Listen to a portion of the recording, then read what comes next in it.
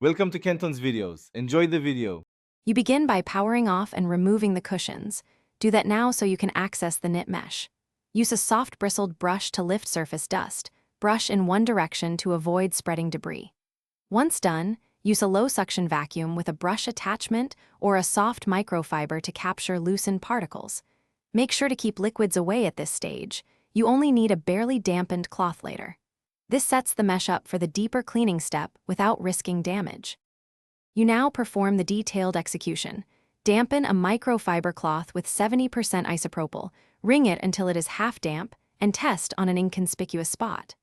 Then work in small sections, dab the mesh gently to dissolve oils, and follow with outward strokes to lift residue. Use the soft brush to tease debris from between stitches. Once loosened, dab again with the damp cloth. Make sure to avoid scrubbing hard. Delicate motion preserves the weave and prevents pilling or distortion. You finish by letting the mesh air dry completely for 1 to 2 hours in a ventilated area. Do not use a hair dryer or direct heat.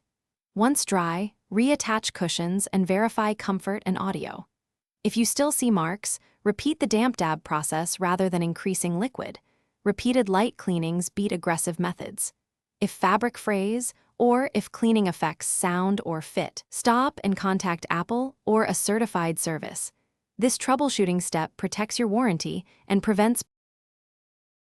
Thanks for watching. Consider subscribing if we helped you.